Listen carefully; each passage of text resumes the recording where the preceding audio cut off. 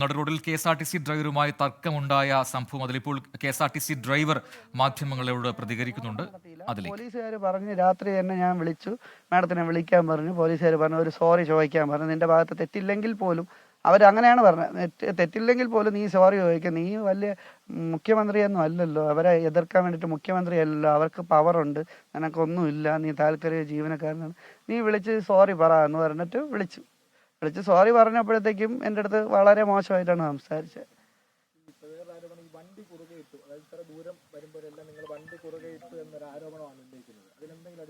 ആര്? ഞാൻ കുറുകെ ഇട്ടെന്നോ?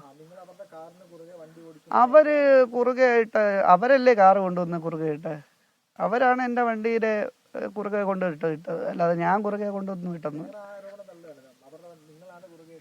ചേട്ടാ ആ വീഡിയോ ഉണ്ട് ചേട്ടാ, ആ സാബല്യത്തിന്റെ ഫ്രണ്ടിൽ ആ സീബ്ര ക്രോസിന് കാർ ഇങ്ങനെ ക്രോസിന് ഇട്ടങ്ങനെ റെഡ് സിഗ്നലാണ് കിടന്നതെന്ന് പറഞ്ഞു. ആ വീഡിയോയിൽ പോലും ഗ്രീൻ സിഗ്നൽ കിടക്കുന്നത് കാണാം. അവര് ചുമ്മാ പറയുന്ന, അവര് ജയിക്കാൻ വേണ്ടിയിട്ട് പലതും പറയും, അതിൽ കാര്യമൊന്നുമില്ല. നിയമപരമായിട്ട് മുന്നോട്ട് പോകും. ഇത്രയും നാണക്കേട് എനിക്ക് വരുത്തി. എന്തെന്ന് വെച്ചാൽ ഞാൻ ഇങ്ങനെ പല കേസിലുമുണ്ട്, പെണ്ണ് കേസുണ്ട്, ആ കേസുണ്ട്, ഈ കേസുണ്ടെന്ന് പറഞ്ഞ സ്ഥിതിക്ക് ഇനി നിയമപരമായിട്ട് മുന്നോട്ട് തന്നെ പോകും.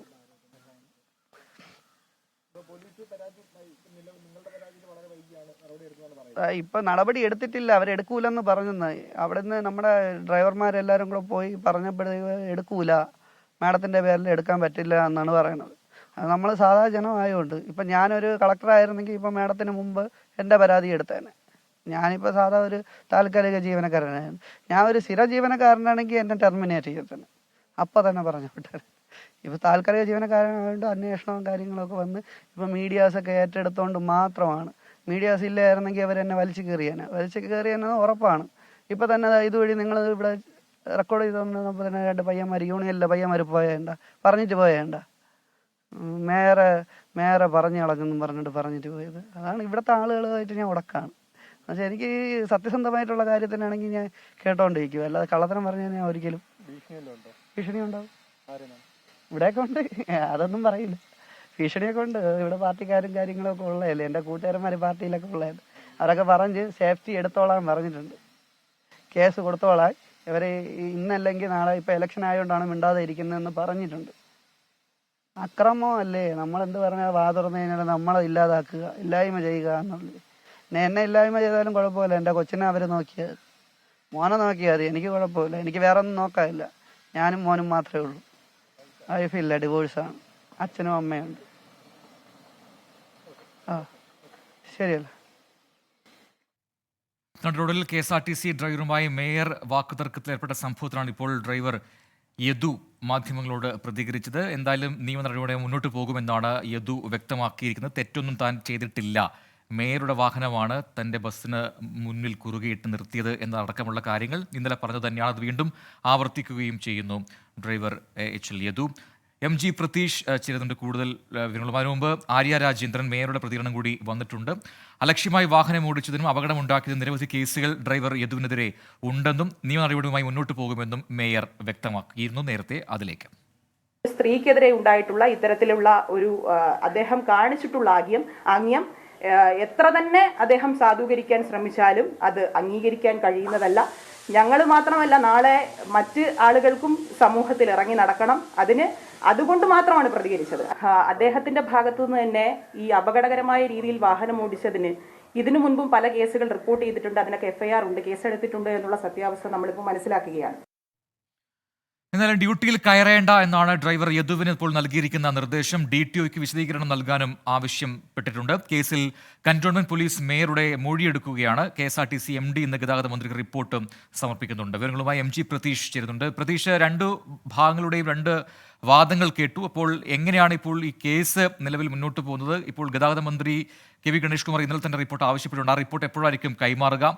ഈ ഡ്രൈവർ പറയുന്ന കാര്യങ്ങൾ എന്താണ്? ഒപ്പം മേയർ കൃത്യമായി പറയുന്നു താൻ സ്ത്രീത്വത്തെ അപമാനിച്ചത് കൊണ്ടാണ് ആ രീതിയിലൊരു കേസിന് മുന്നോട്ട് വന്നത് എന്ന് പറയുന്നു മേയർ. അപ്പോൾ എന്താണ് ഈ സംഭവം, എങ്ങനെയാണ് ഡെവലപ്പ് ചെയ്യുന്നത്?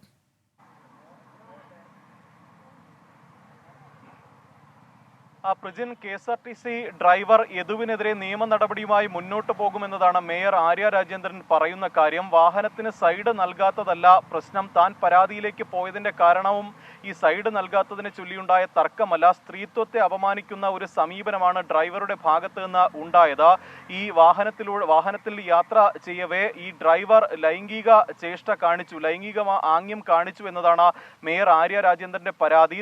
തന്നോടൊപ്പം തന്റെ സഹോദരന്റെ ഭാര്യയും ഉണ്ടായിരുന്നു. 2 സ്ത്രീകൾക്ക് നേരെയാണ് ഡ്രൈവർ ഇത്തരത്തിലൊരു അതിക്രമം അല്ലെങ്കിൽ അത്തരത്തിലൊരു ആംഗ്യം കാണിച്ചത്. അതുകൊണ്ടാണ് താൻ നിയമ നടപടി സ്വീകരിച്ചത് എന്നുള്ള ഒരു വിശദീകരണമാണ് മേയർ പറയുന്നത്. ഈ സൈഡ് നൽകാത്തതിനെ ചൊല്ലിയുണ്ടായ പ്രശ്നമാണെന്ന തരത്തിൽ വാർത്തകൾ പ്രചരിക്കുന്നുണ്ട്. പക്ഷേ അതല്ല യാഥാർത്ഥ്യം എന്നൊരു വിശദീകരണം മേയർ നടത്തുന്നുണ്ട്. അതുകൊണ്ട് തന്നെ ഈ മേയർ നൽകിയ കേസുമായി മുന്നോട്ട് പോവുകയാണ്. അല്പസമയം മുമ്പാണ് കന്റോൺമെന്റ് പോലീസ് മേയറുടെ പൂജപ്പുര വീട്ടിലെത്തി മൊഴി രേഖപ്പെടുത്തിയത്.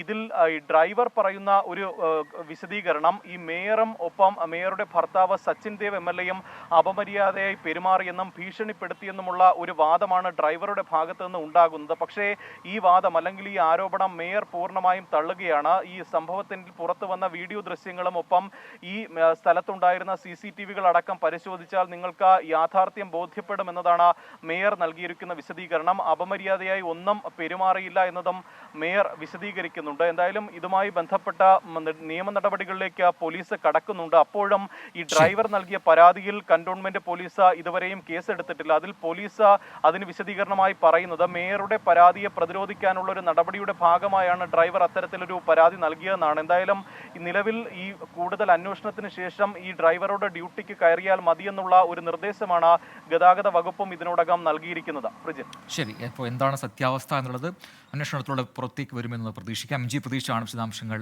നൽകിയത്.